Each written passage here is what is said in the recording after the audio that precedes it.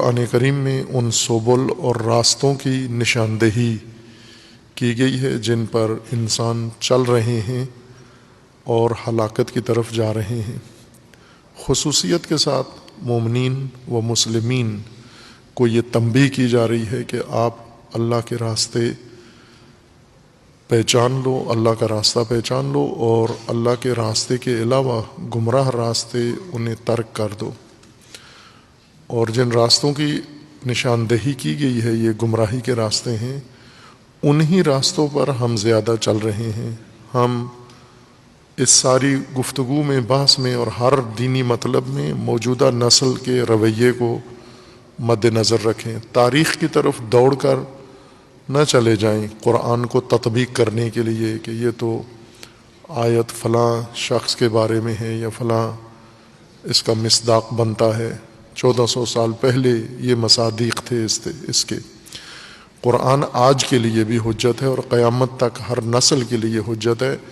ہر نسل کو قرآن کی ہدایت کے مصادیق اپنے اندر تلاش کرنے چاہیے، ہر چند تاریخ میں بھی اس کے مشابہ مصادیق موجود ہوں تو وہ محض مماثلت ہے، اختصاص نہیں ہے۔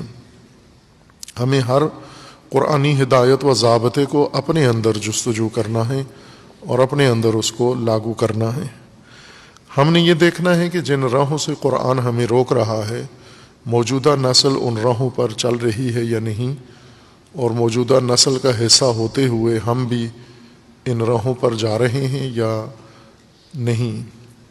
ان راہوں کو جن سے قرآن نے ہمیں روکا ہے ان میں صراط سبیل طاغوت ہے، سبیل مفسدین ہے، سبیل المجرمین ہے، سبیل الغی ہے اور سبیل البین ہے، نؤمن ببعض و نکفر ببعض ہے۔ اور اسی طرح وہ راستہ جو قرآن کریم بتا رہا ہے ہمیں، وہ ایک یہ راستہ بتا رہا ہے کہ سبیل و ما لا یعلمون، نادانوں کا راستہ۔ ایک اور راستہ جس کی نشاندہی کر رہا ہے نادانوں، نافہموں کا راستہ، جس پر لوگ صراط مستقیم چھوڑ کر چل پڑتے ہیں اور بڑے بڑے لوگ چل پڑتے ہیں۔ اس لیے قرآن کریم نے بڑے لوگوں کو منع کیا ہے کہ آپ نادانوں کی راہ پر مت چلیں اللہ کے راستے کو چھوڑ کر۔ اس بحث کے اندر کچھ اصلی بحث ہے ہماری جو موضوع سے متعلق ہے، یعنی نادانوں کا راستہ جس سے قرآن ہمیں روک رہا ہے، اور ہم نے یہ دیکھنا ہے کہ موجودہ انسانی نسل اور موجودہ اسلامی نسل اور موجودہ ایمانی نسل آیا نادانوں کے راہ پر چل رہے ہیں یا نہیں چل رہے، اپنی عملی زندگی اور زندگی کے مختلف شعبوں میں اور نظام میں، اور انفرادی طور پر نادانوں کی راہ پر ہیں یا نہیں ہیں۔ پہلے اس راستے کو سمجھنا ہے، اور پھر کچھ اس بات سے ملحقہ بات ہے، یعنی در حقیقت اس بیان کا سیاق بنتا ہے جس کی وجہ سے وہ کانٹیکسٹ جس کی وجہ سے قرآن کریم نے یہ مطلب بیان فرمایا ہے، کس تناظر میں اور کس فضا میں، اور وہ جو اس آیت کے لیے فضا ہے وہ مطلب اس سے بھی کہیں زیادہ اہم ہے۔ یہ مطلب سورہ یونس میں ہے، آیا 89 میں۔ 89 معلوم نہیں انگلش میڈیم والے 89 کس کو کہتے ہیں، بھیڑ کو کہتے ہیں، بکری کو کہتے ہیں، کسی گائے بھینس کو کہتے ہیں 89، چونکہ مخصوص مخلوط ہو گئی ہیں زبانیں۔ 89 8 9 89، جس کو آپ لنڈے میں کہتے ہیں 89، اور پنجابی میں اس کو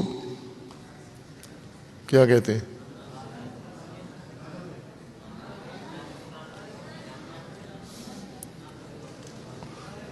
آر پنجابی کا الگ ہے، سراکی والے شاید 99 کہتے ہیں، دوسرے 92 شاید کہتے ہیں، کیا کہتے ہیں، چونکہ پنجابی کے مختلف لہجے ہیں۔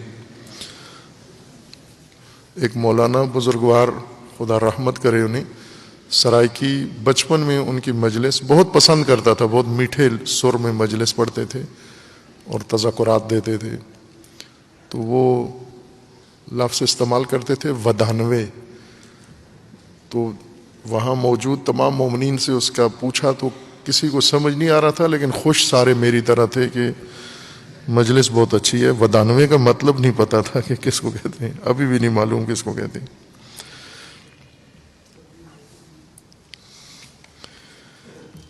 سورہ مبارکہ یونس میں اللہ تعالیٰ کا فرمانا ہے حضرت موسیٰ و حضرت ہارون کو، قال قد اجیبت دعوتکما فاستقیما ولا تتبعان سبیل الذین لا یعلمون.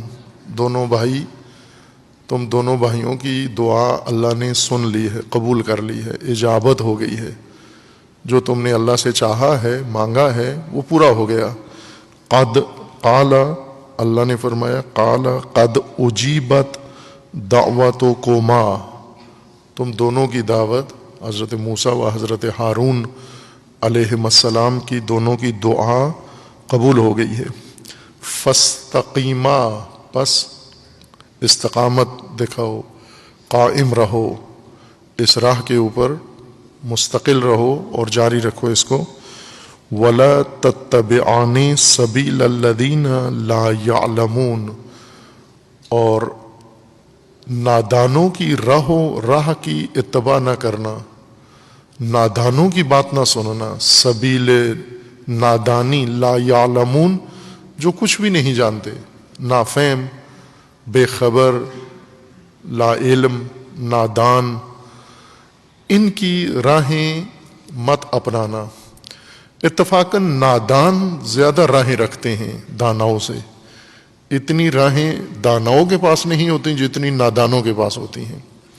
اگر آپ بیمار ہو جائیں اور آپ کی بیماری کیا ہے، نادان زیادہ تشخیص دیتے ہیں داناؤں کے بجائے. اسی طرح اگر آپ کوئی اور کام کر رہے ہیں تو جو اس کام کو نہیں جانتا وہ زیادہ مشورے دیتا ہے، آپ کو راستے آپ کے سامنے رکھتا ہے کہ یہ کر دیں، ایسے کر دیں، ویسے کر دیں. اور بعض لوگ ہوتے ہیں جو نادانوں کی بات، چونکہ نادان علم کے لحاظ سے نادان ہے، دانائی کے اعتبار سے نادان ہے، عقل و فہم و فراست کے اعتبار سے نادان ہے، لیکن دوسری طرف سے یہ نادان ایک بڑا عہدہ رکھتا ہے، ایک بڑا مقام رکھتا ہے، ایک بڑی شخصیت رکھتا ہے، ایک بڑا احترام رکھتا ہے، ایک بڑا اعزاز رکھتا ہے. یہ نادان ممکن ہے کوئی بوڑھا آدمی ہو، ممکن ہے بڑا رشتہ دار ہو، ممکن ہے دادا ہو، نانا ہو، باپ ہو، چچا ہو، تایا ہو، ماموں ہو. یہ نادان ممکن ہے کوئی ڈائریکٹر ہو، کوئی مینیجر ہو، کوئی جنرل ہو، کوئی افسر ہو، کوئی وزیر ہو، کوئی مشیر ہو، کوئی سیکرٹری ہو. اس لحاظ سے رینک کے لحاظ سے دیکھیں تو بڑے رینک کا مالک ہے، لیکن عقل کے لحاظ سے دیکھیں تو نادان ہے. لہذا نادان جب اپنے دانائی کی بغیر رینک کی بنیاد پر کوئی بات کرتے ہیں، دوسرے ٹال نہیں سکتے اس کو کہ یہ جنرل صاحب نے کہا ہے، یہ ڈائریکٹر صاحب نے کہا ہے، یہ میجر صاحب نے کہا ہے، یہ فلاں صاحب نے کہا ہے.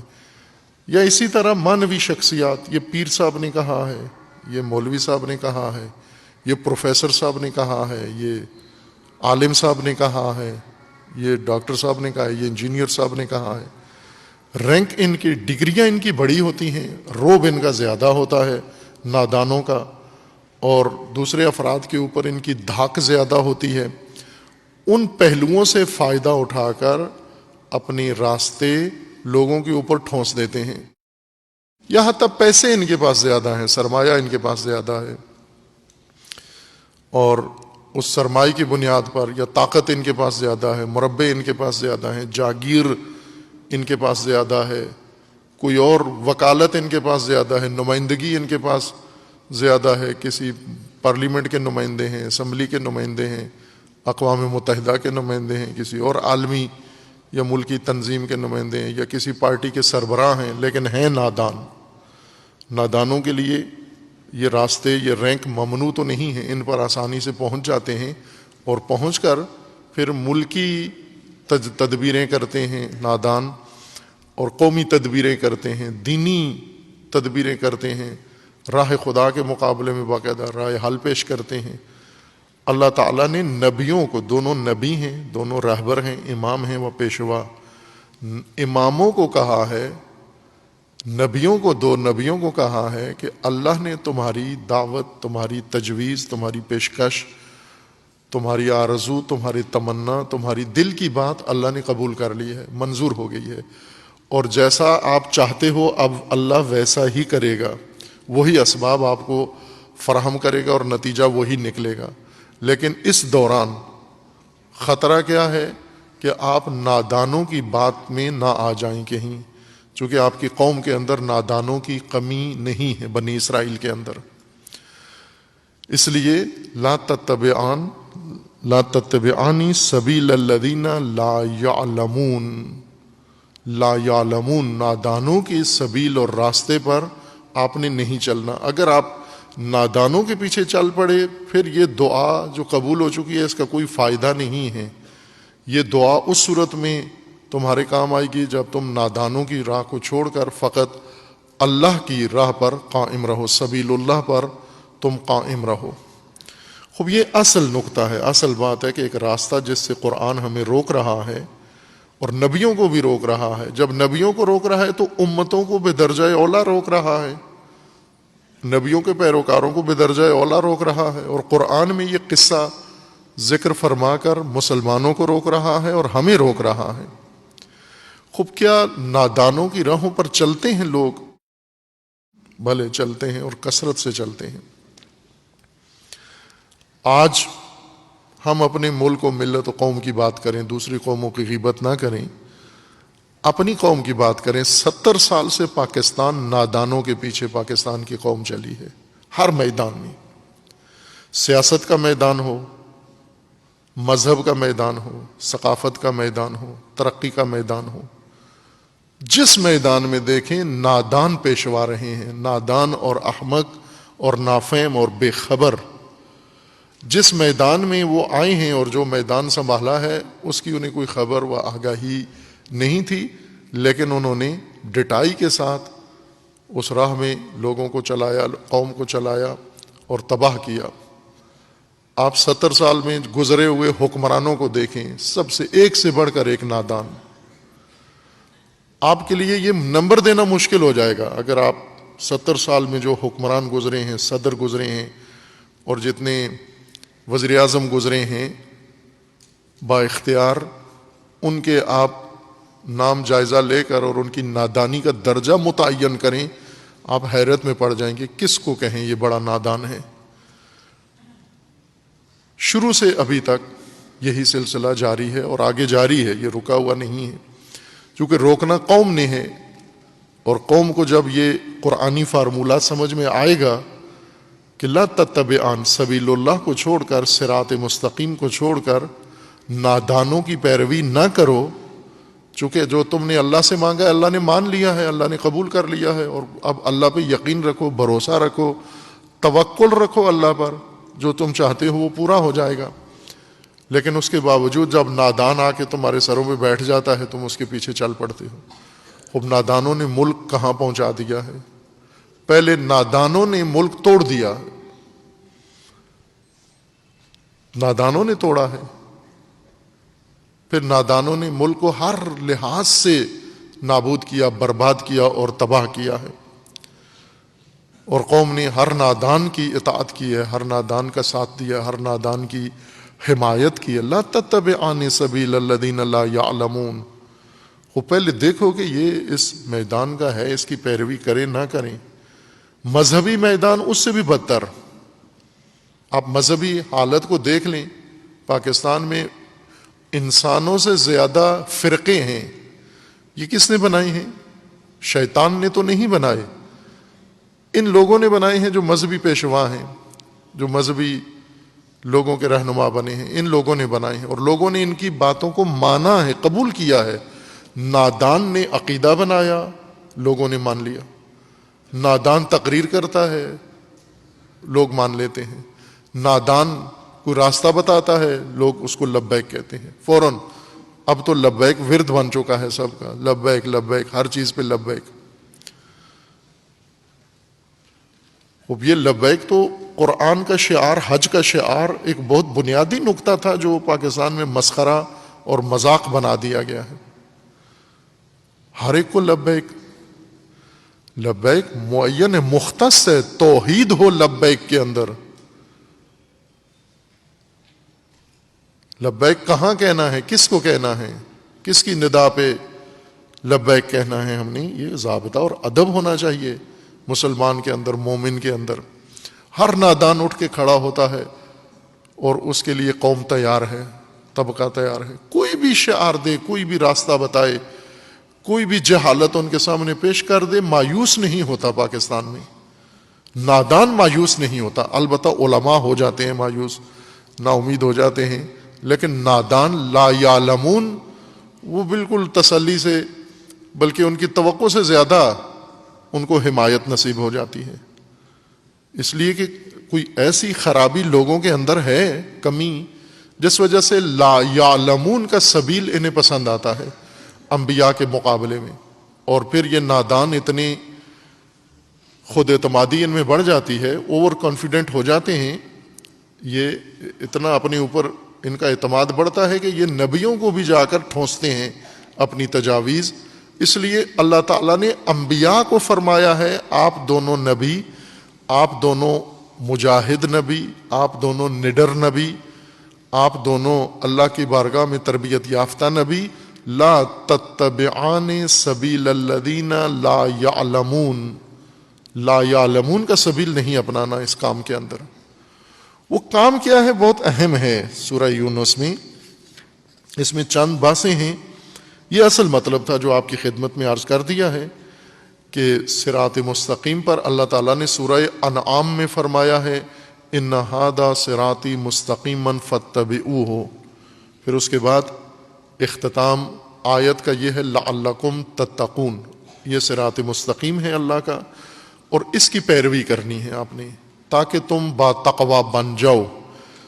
پھر اس کے اوپر یہ وارننگ دی ہے، الارم دیا ہے ولا تتبعوا السبل. صراط مستقیم کو، اللہ کے راستے کو چھوڑ کر سبل پہ نہیں چلنا. اور پھر قرآن کریم میں ان سبل کی نشاندہی شروع کر دی ہے کہ یہ وہ سبل ہیں جو تمہیں صراط سے دور کر سکتے ہیں.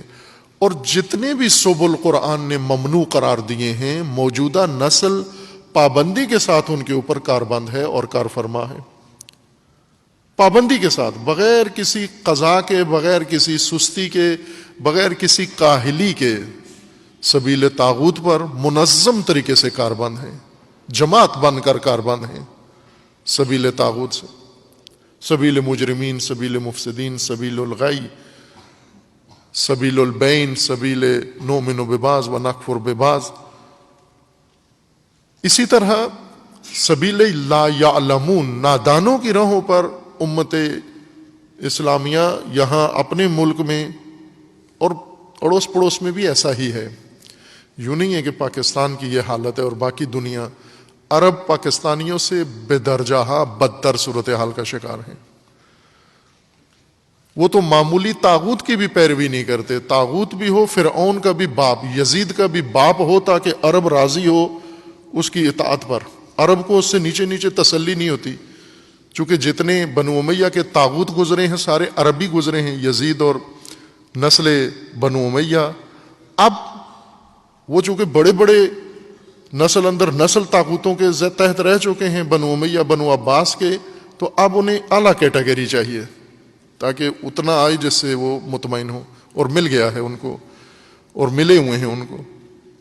پاکستانی ابھی اتنے گرے نہیں ہیں، لیکن دوسروں کی حالت اس سے بہت بدتر ہے.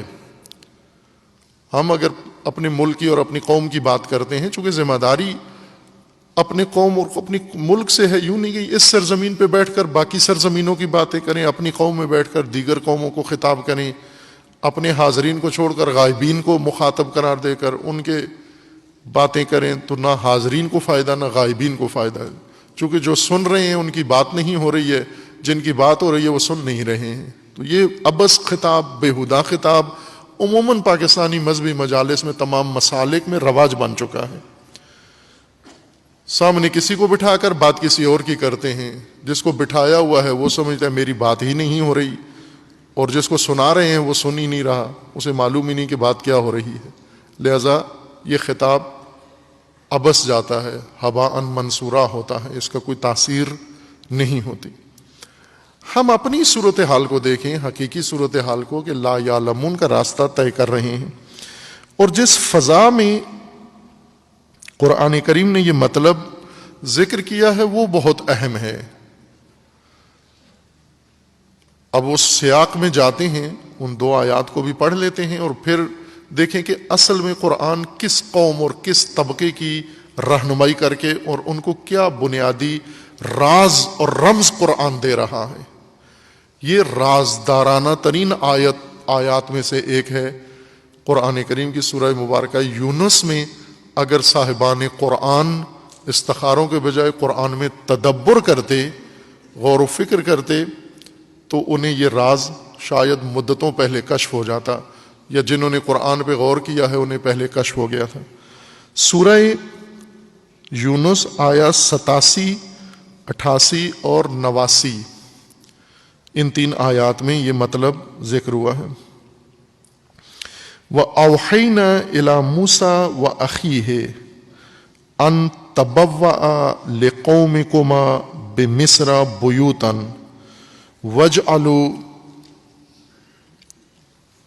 بُيُوتَكُمْ قِبْلَةً وَأَقِيمُوا الصَّلَاةَ وَبَشِّرِ الْمُؤْمِنِينَ، یہ آیا 87 ہے۔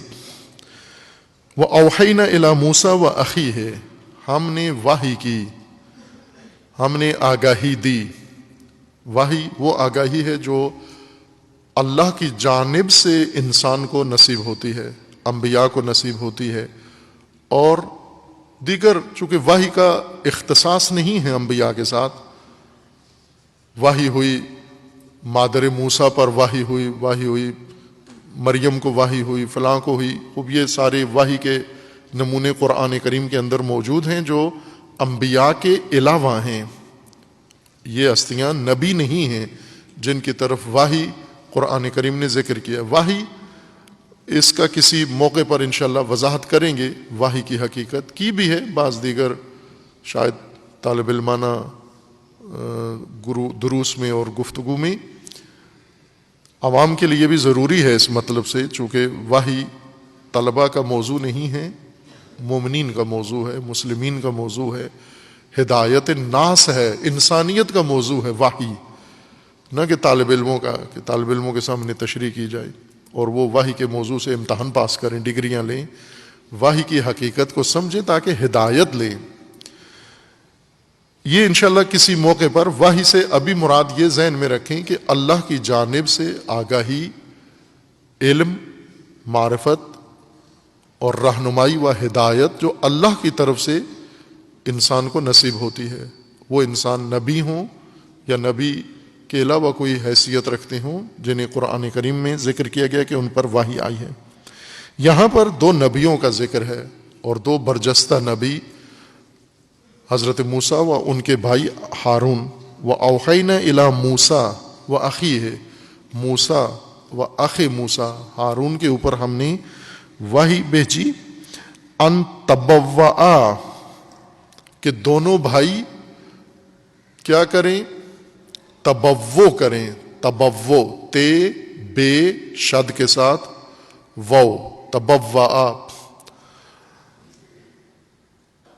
تبوّا، بوا، بوا، بے وو الف حمزہ والی، بوا سے تبوا بنا ہے، اس کا مطلب ہوتا ہے جگہ بنانا، کسی جگہ کو رہائش کے لیے مکان بنانا، رہائشی مکان، سکونت کے لیے کوئی جگہ اختیار کرنا، یہ باوا کہلاتا ہے۔ اور بہت ساری روایات میں بھی، آیات کے اندر بھی اس کا یہی معنی ہے۔ کیا کریں دونوں بھائی موسیٰ و ہارون؟ تبوّ کریں، تبوّع کریں، یعنی رہائشیں بنائیں،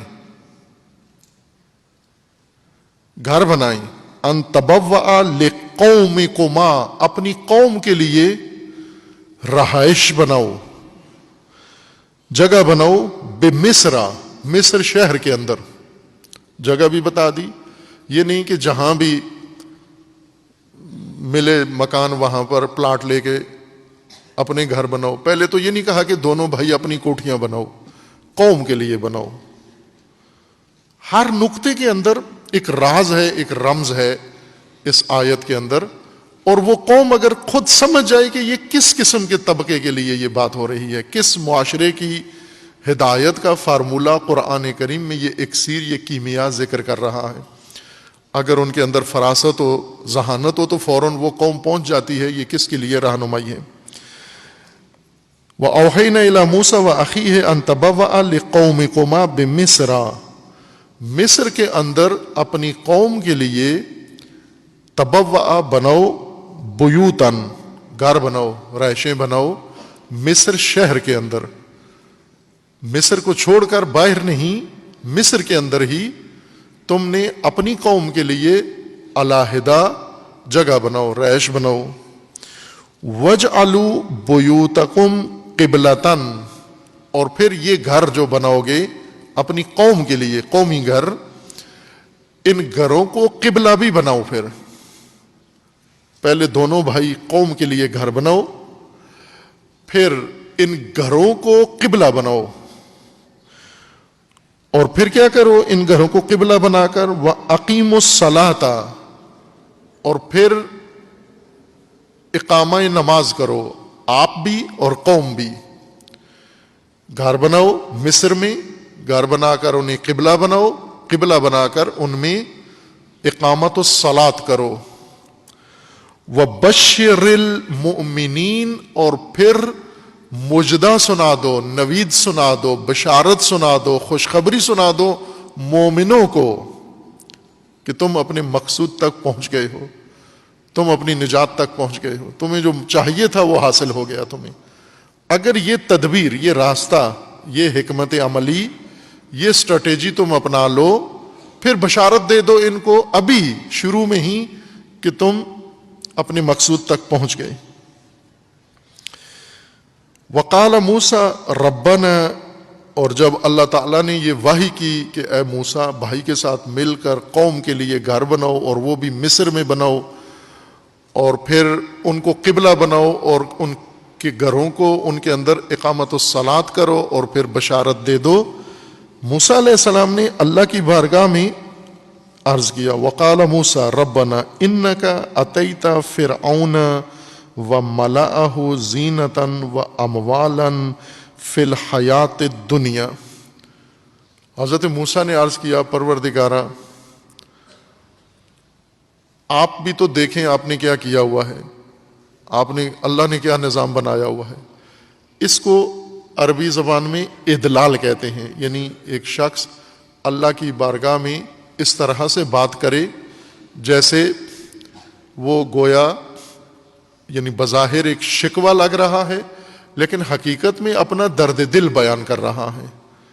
ادلال یعنی ایسی گفتگو جو محبت آمیز ہوتی ہے, اور جس کو ہم کہہ سکتے ہیں لاڈ کی گفتگو, یعنی ایک ایسی گفتگو جس میں ظاہر زبان کچھ اور ہوتی ہے لیکن حقیقت میں ایک محبت اس کے اندر کار فرما ہوتی ہے.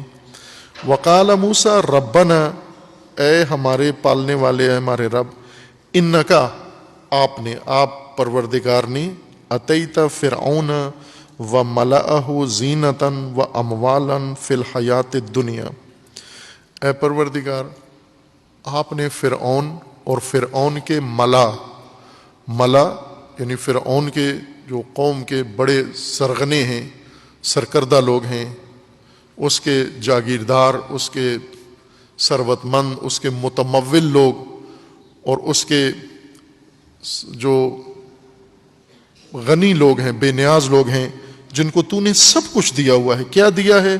زینت دی ہے, ہر طرح کی زینت انہیں دے دی ہے. وَأَمْوَالًا, اور مال ہر طرح کا انہیں دے دیا ہے. فی الحیات الدنیا, دنیاوی زندگی میں انہیں بالکل بھر دیا ہے, آپ نے رچ کر دیا ہے انہیں, اور اب گویا ان کے پاس مزید گنجائش ہی نہیں ہے کہ انہیں اور مال دیا جائے, اتنا مال ہے ان کے پاس. خوب یہ سب کس لیے دیا ہے؟ اب ہم بنی اسرائیل غلام, محکوم, پسے ہوئے, دبے ہوئے نوکر, اور وہ امیر، ثروت مند، طاقتور، اور اس پر یہ سب کچھ دیا بھی آپ نے ہے، آپ نے، رب نے، آپ نے دیا ہے. اتیتا، آپ نے دیا ہے، فرعون و ملأہ، آپ نے فرعون اور ملأ فرعون کو زینت و اموال دیے ہیں. کس لیے دیے ہیں؟ یہ مال اتنا ان گمراہوں کو اور ان دشمنوں کو دینے کا مقصد کیا تھا؟ لِيُضِلُّوا عَن سَبِيلِكَ، اے میرے رب کیا اس لیے دیا ہے کہ یہ تیرا دیا ہوا مال خرچ کر کے تیری راہ سے لوگوں کو گمراہ کریں، تیری دشمنی میں یہ صرف کریں، تیرے دین کے خلاف صرف کریں، تیرے بندوں کے خلاف صرف کریں، تیرے خلق کے اوپر ظلم میں یہ سارا مال خرچ کریں، اس لیے دیا ہے؟ ربنا اطمس علی اموالہم، اے میرے پروردگار ان کے مال کو نیست و نابود کر دے، فنا کر دے، تباہ کر دے ان کے مال کو. وشدد علی قلوبہم، اور ان کے دلوں کے اوپر سختی کر، سخت کر دے. فلا یؤمنوا، اور اتنا ان کے دلوں کو سخت کر دے کہ یہ جس راہ پہ گمراہی پہ دشمنی پہ جا رہے ہیں اسی پہ آخر تک ڈٹے رہیں. حتی یروا العذاب العلیم، حتیٰ کہ اسی پر ان کا انجام ہو، اختتام ہو، اور عذاب علیم چکھیں اور دیکھیں. اس عذاب تک پہنچنے تک انہیں اسی راہ پر قائم رکھ، لیکن ان کی طاقت توڑ دے، ان کا مال تباہ کر دے، ان کے دل سخت کر دے گمراہی میں، لیکن ان کی طاقت توڑ دے، تو ان کی کمر توڑ دے، ان کے مال تباہ کر دے، برباد کر دے، ان کی کر و فر ختم ہو جائے، اور پھر عذاب عظیم تک یہ اسی راہ پر چلتے رہیں. موسیٰ علیہ السلام نے یہ دعا اللہ تعالیٰ سے طلب کی، اور جب یہ دعا مانگی اللہ تعالیٰ نے فرمایا قال قد اجیبت دعوتکما، قبول ہو گئی، قبول، موسیٰ جو طلب کیا ہے مان لیا، ہو جائے گا.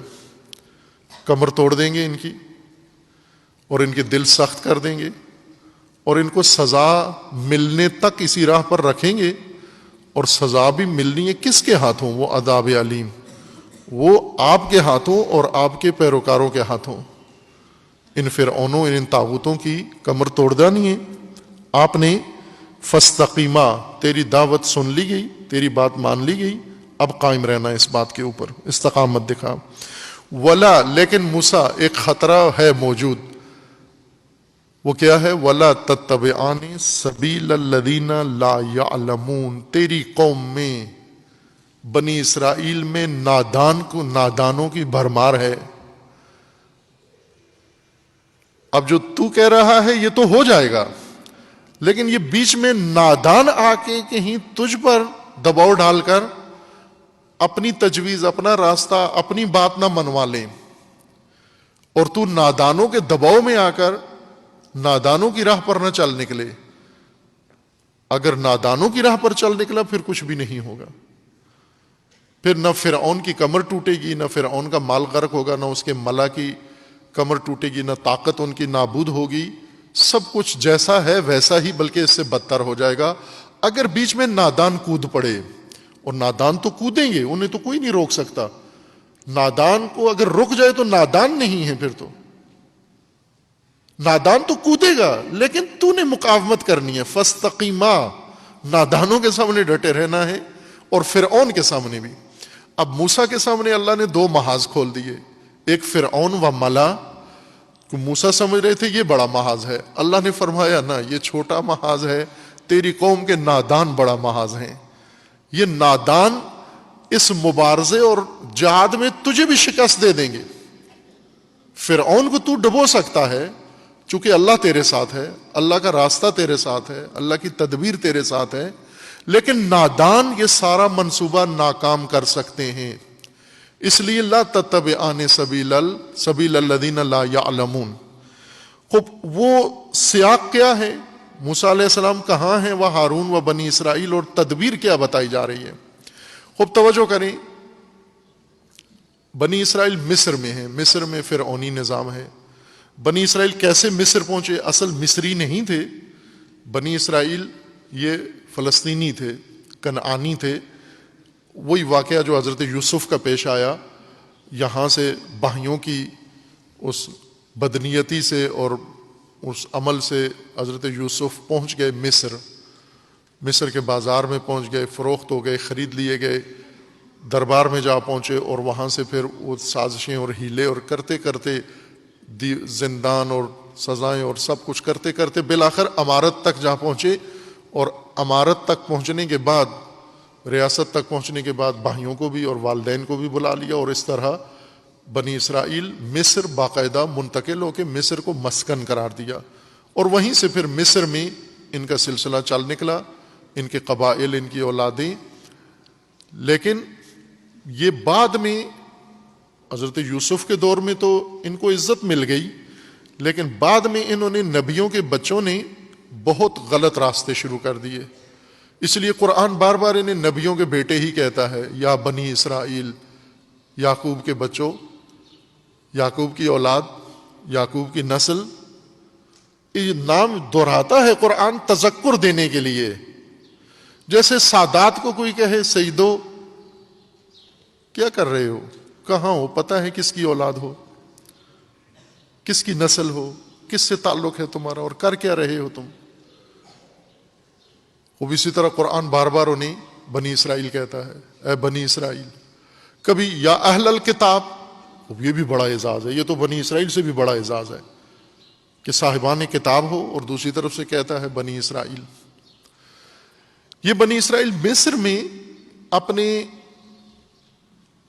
کاموں کی وجہ سے، کرتوتوں کی وجہ سے اتنے گر گئے، گھٹیا ہو گئے، پست ہو گئے کہ وہاں کی جو مقامی قبطی نسل تھی فرعونی، ان کے یہ غلام بن گئے، ان کے نوکر بن گئے. ان کی عورتیں، ان کے بچے، ان کے جوان، ان کے مرد مصریوں کے گھروں کے کام کرتے تھے، ان کی کھیتوں میں کام کرتے تھے، ان کی نالیاں صاف کرتے تھے. وہی کام جو پاکستان میں ابھی ایک طبقہ خاص کرتا ہے. یہ سارے کام بنی اسرائیل کرتے تھے. یہ نبیوں کے بچے ان کے گھروں کی خدمت کرتے تھے، تنخواہیں لیتے تھے، اور وہ انہیں ہر ظلم و زیادتی ان کے ساتھ کرتے تھے، ہر بے شرمانہ کام ان کے ساتھ کرتے تھے، جس کا قرآن نے ذکر کیا ہے کہ تمہیں پتہ ہے فرعون کیا کرتا تھا. یذبح ابناءہم ویستحیی نساءہم، تمہارے بچوں کو مار دیتا تھا اور تمہارے عورتوں کو زندہ رکھتا تھا بے حیائی کے لیے. یہ کام بنی اسرائیل کے ساتھ ہوتا رہا، عرصے تک ہوتا رہا. اور پھر اس کے بعد اللہ تعالیٰ نے ان کی نجات کے لیے رہبر بھیجا، موسیٰ. وہ رہبر وہیں مصر میں پیدا ہوئے اور مبعوث ہوئے، اور پھر ان کی پیدائش کے اندر بھی جو واقعات اور پرورش میں، وہ سارا ماجرا قرآن میں تفصیل سے ہے. یہ رہبر اب اللہ کی بارگاہ میں تربیت لینے کے بعد حاضر ہیں اپنی قوم کی نجات کے لیے.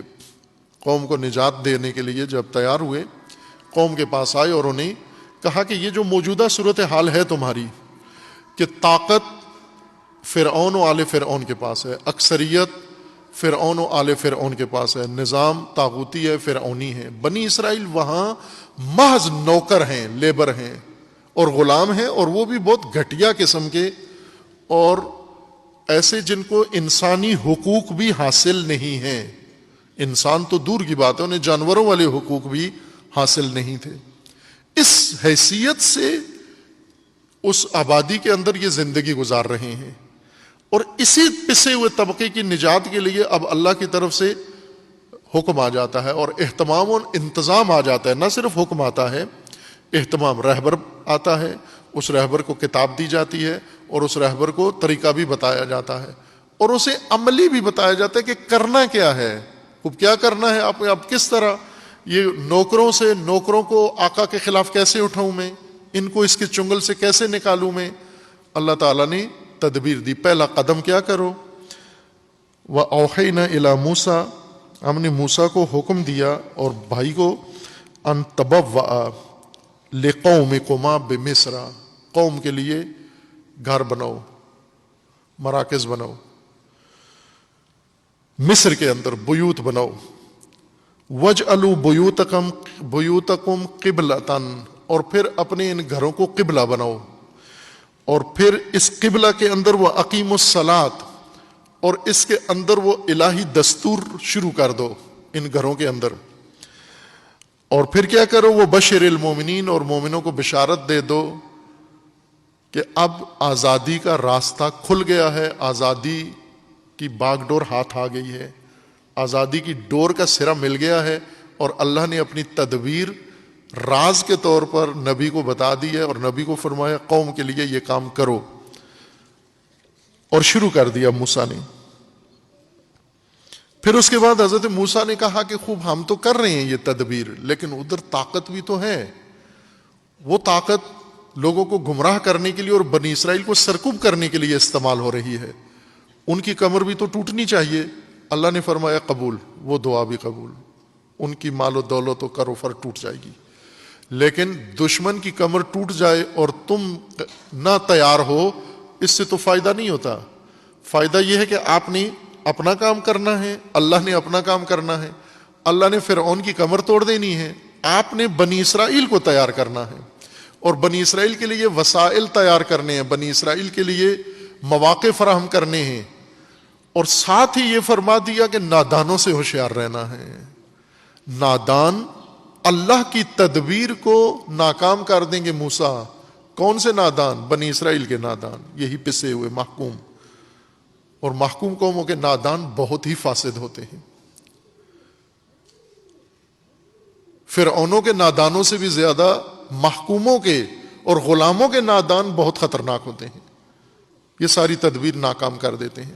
خوب یہ اصل سیاق ہے کہ ایک ایسی جمعیت جو ایک اکثریت کے تحت دبی ہوئی ہے، طاقتور ترین فرعون و طاغوت کے سامنے جھکی ہوئی ہے، پسی ہوئی ہے، اور اس کے بنیادی حقوق مسلوب ہیں، اور اس کا کوئی مستقبل نہیں ہے، ان کے عورتیں بے شرمی کے لیے استعمال ہو رہی ہیں، ان کے بچے ذبح ہو رہے ہیں، اور ان کے حقوق پائمال ہو رہے ہیں، اور اب ان کی نجات کے لیے تدبیر ہے۔ کیا کریں؟ یہ الیکشن لڑیں، فرعونی نظام کا حصہ بن جائیں، اندر سے فرعون کے گھر سے جا کر فرعون کا تختہ الٹ دیں، فرعون کو نصیحت کریں، فرعون کو توبہ کرائیں۔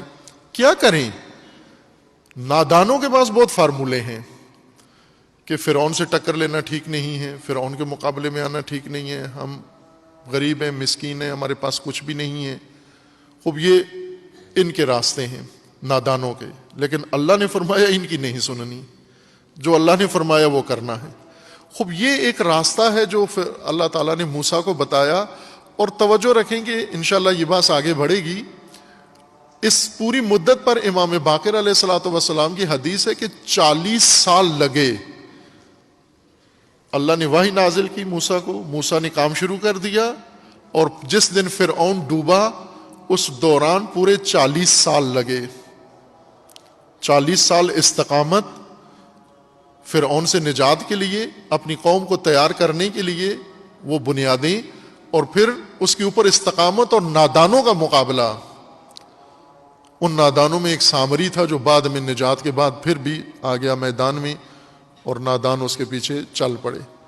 یہ بہت ہی اہم نقطہ ہے جو قرآن کریم نے بیان فرمایا ہے کہ سبیل الذین لا یعلمون، نادانوں کی راہوں پر مت چلنا، اور یہ ہمیں غور سے سننا اور غور سے سمجھنا ہے۔ ہر چند ہم قرآن اور جمعے ثواب کے لیے پڑھتے ہیں، عمل کے لیے نہیں۔